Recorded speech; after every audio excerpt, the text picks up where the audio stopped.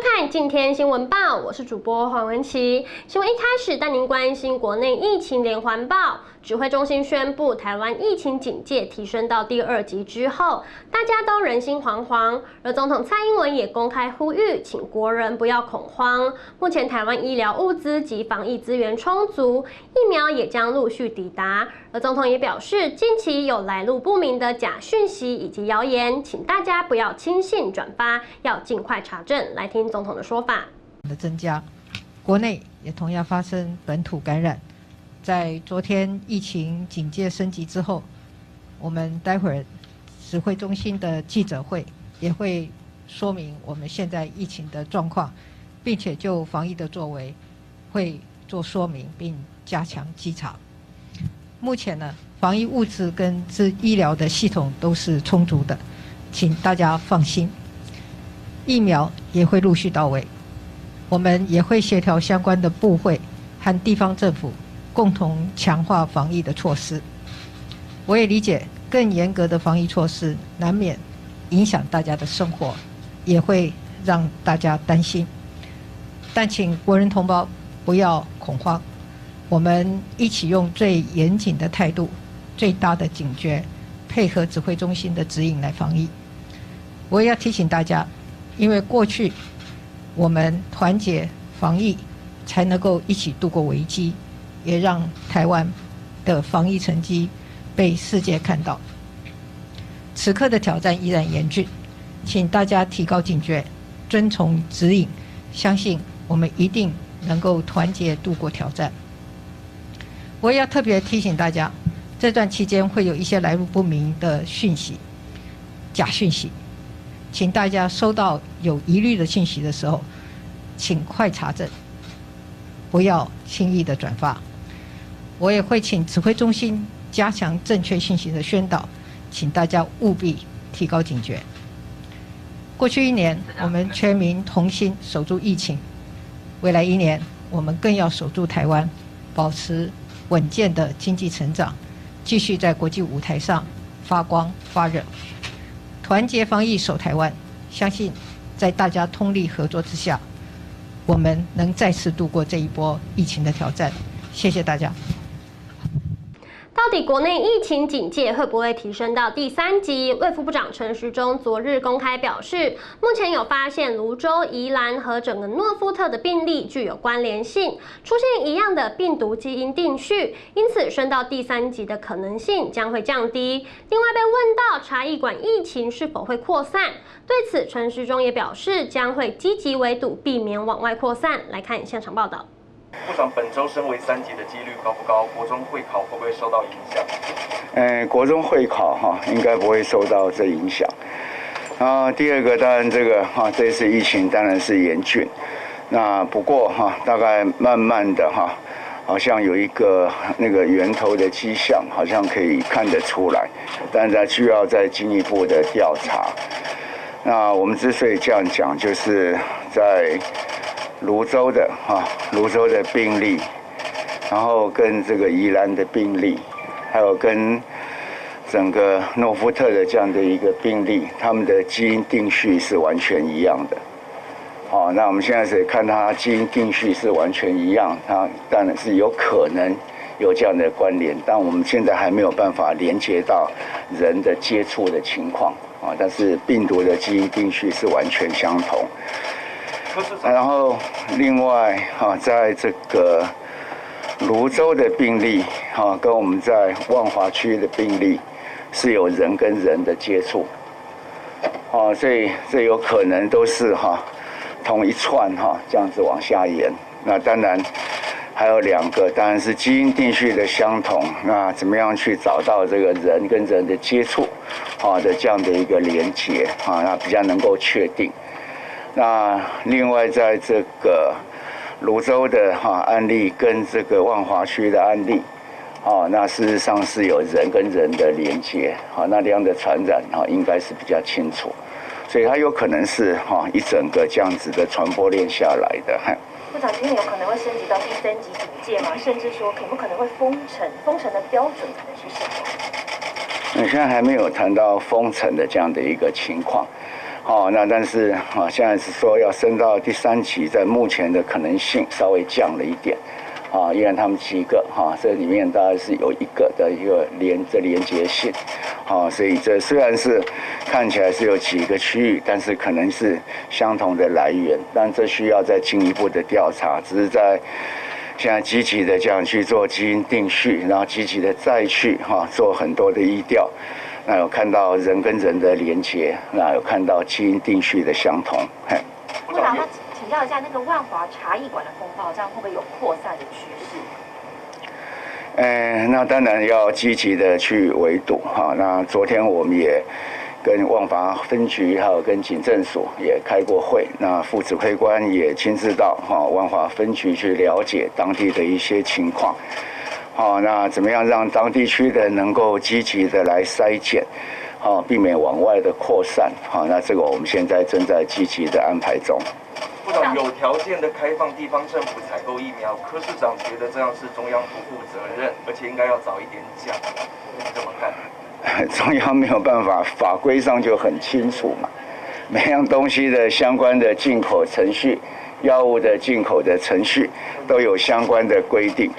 那这都是依据药事法的规定来进行药事法第48条都有一些相关的一些规定在。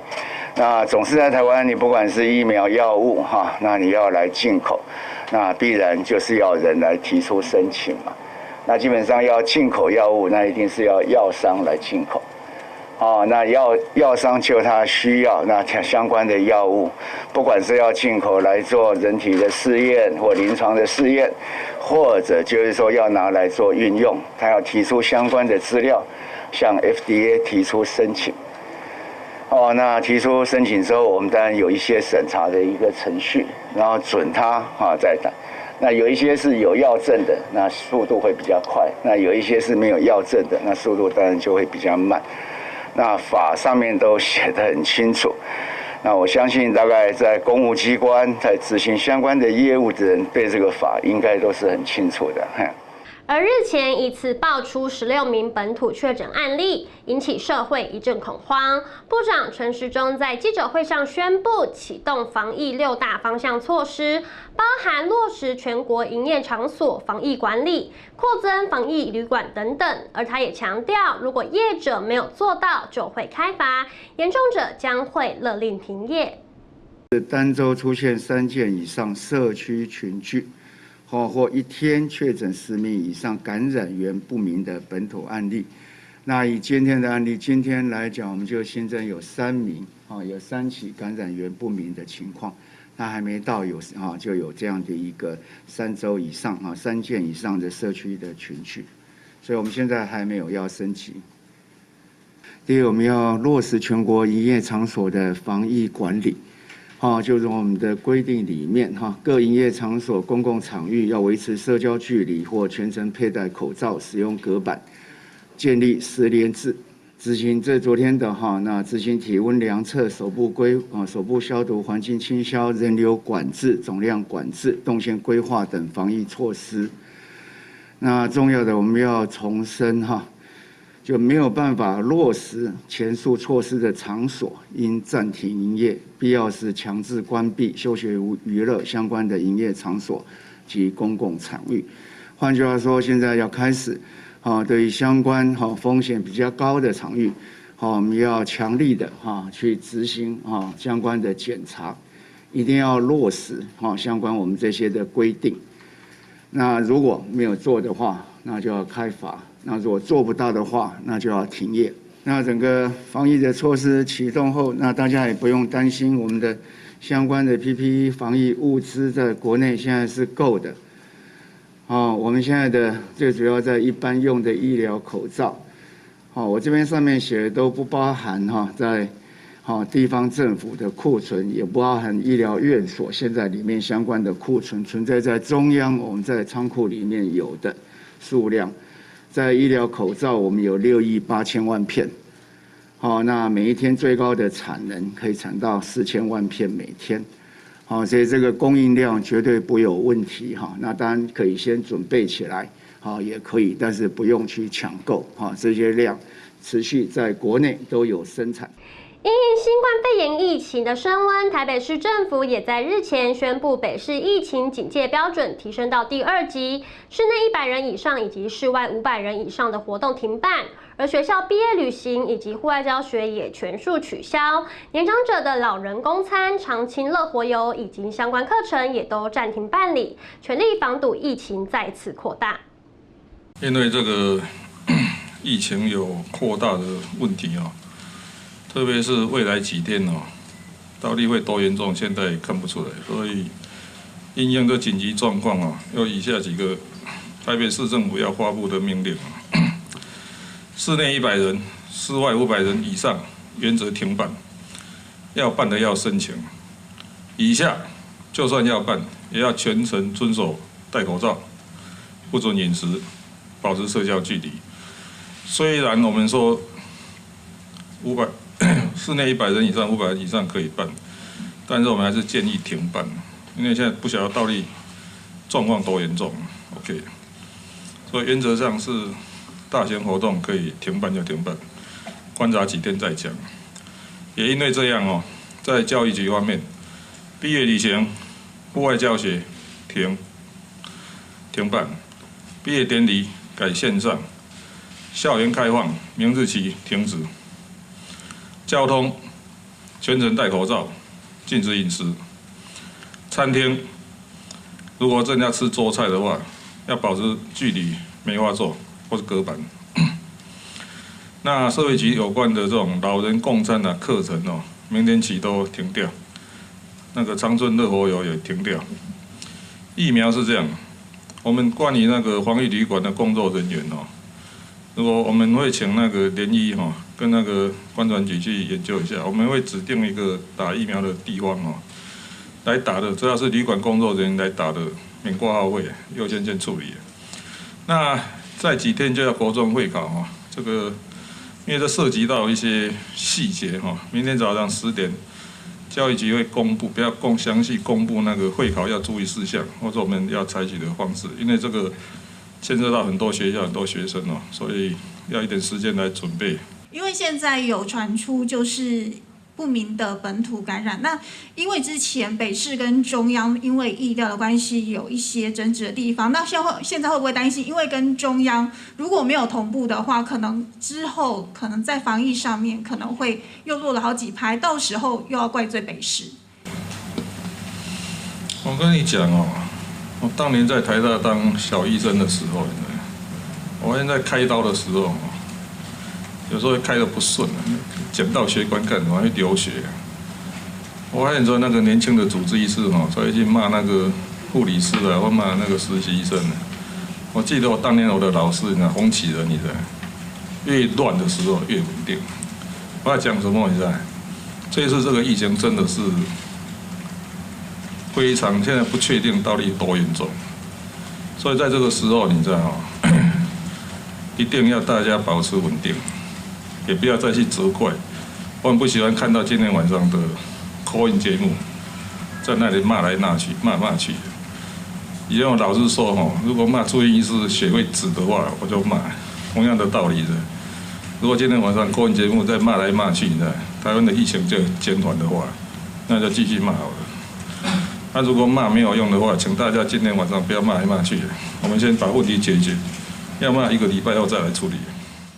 带您看到国中会考将在明天举行，今年有超过20万名的国中生报考。由于防疫警戒升级，台北市政府也公布了5项措施和3道防线，包括居家隔离或居家检疫的考生，在本周都不需要应试，将会在5月29及30号进行补考，就是要避免疫情在考场扩散。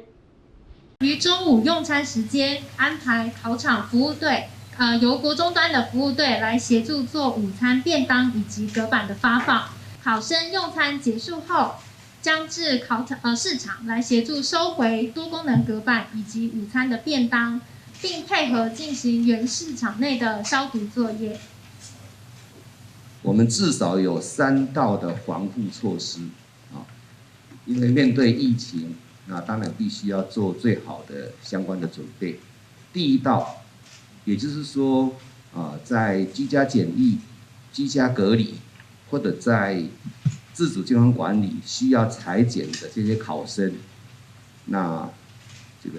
这个礼拜6日就不应考，啊，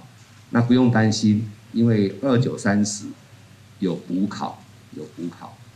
第二道防护就是说，到了考场，那么有这个过2次额温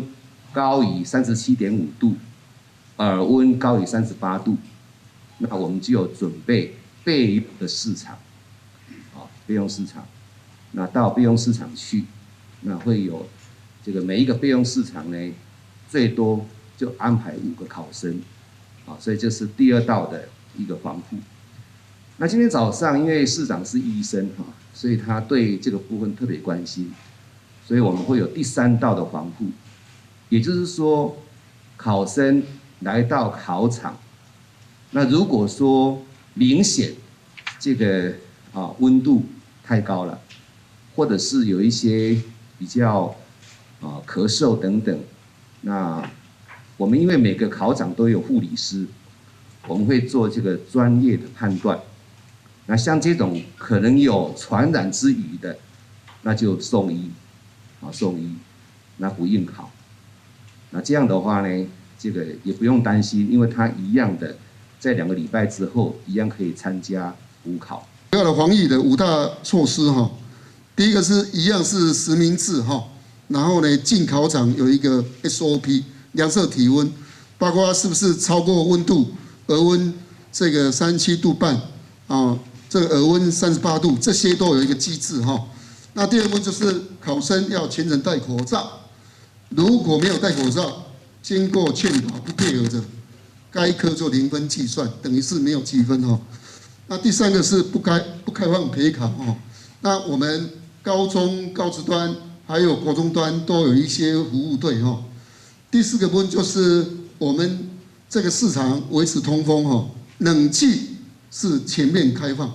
冷气是前面的来开启哈。但是呢，我们为了维持通风，4个角落，每间的市场的4个角落啊，会围开5到10公分4个角落。那前后门是关闭的，去年是打开的，去年是3开，今年只有开冷气，围开窗户，但是关前后门哈。那特别说明一下。那去年没有音听，今年音听照常举行，但是为了让音听的品质不受干扰，所以呢，这个我们开冷气，但是窗户跟门窗全部要关闭。这个我想这是跟去年不一样的。那我们这个午餐，这个学生在考完以后要用午餐，那我们要用多功能的这个午餐的隔板那这个不能交谈，保持这个社交距离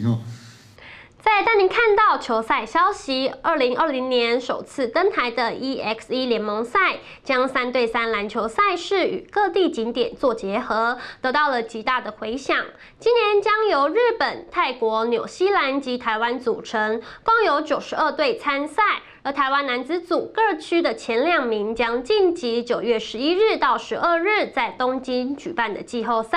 女子组则是前3名晋级。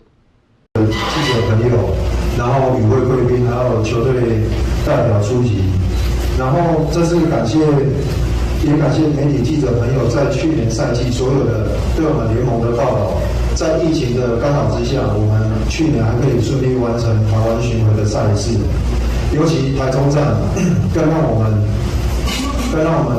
国际联盟认定为最佳的单站。然后我觉得这个是非常棒的一件事情，最佳单站的殊荣也为我们联盟第1年的努力受到肯定。今年我们即将开启新的赛制，男子组南北2区，然后各有5强，然后今年特别也加入女子组的球队比赛这样子，然后在台湾推广FIBA3对3更往前的一步，除了正式赛事以外，我们还接了由跟宏哥带领的艺人队，即将跟着我们巡回，也一起为需要帮助的单位进行公益表演赛。另外，今天也很高兴邀请台湾霹雳舞台湾霹雳舞协会的理事长叶正先生到场参与。未来我们希望两种奥运的新项目也能在台湾互相共同推广，也来我们各站做表演推广，让更多人知道霹雳舞。当然，今年感谢篮协的帮忙，老师的帮忙，我们的帮助与指导，可以让我们有机会与篮协共同来推广篮球3对3这个项目，也让更多球员能够参与国际FIBA3对3，提供更多球员一个打球的平台。谢谢大家。很好，也是我们篮球圈的好朋友，还有各位现场媒体朋友们，大家午安。最近这个疫情比较严峻一点哈，所以大家也多多注意自己还有周围的身体健康。非常开心可以来参与这个戴豪所带进的这个3对3的这个活动。我觉得他在过去我们篮坛的这样的一个表现，还有优异的成就，还有在这一路走来他对篮球的坚持，他现在在做这件事可以说是当之无愧。也是把台湾的这个运动的精神，还有透过篮球这样的一个文化，还有运动的这样的一个表现，然后把台湾带到这个全世界去。那他本身个人无论是在球场上的表现，还有在场外，都是一个很重要的一个 role model， 就是很重要的一个楷模。所以借由戴豪，还有他这个完整的行销团队，可以把这个3对3在FIBA认证底下可以引进来台湾，我觉得它的格局跟高度是非常值得赞赏的。那这也是台湾，我觉得在这一波防疫过程里面，能够继续的能够让世界看得到我们的努力，让透过篮球这个运动，也让更多人看到这个台湾在各方面的美好。所以我在这边也以这个工程师领队的身份，非常开心的可以看到戴豪，在季赛之后，他能够再全心的投入这样的活动，然后把3对3这样一个从街头起家，然后可以带到全台湾各个角落，让更多孩子们有这个实现打篮球的梦想，然后也创造一个新的舞台。在这边祝福这个活动成功顺利，然后也祝福各位可以身体健康，谢谢。以上是今天的今天新闻报，我是主播黄文琪，感谢您的收看，我们下次再会。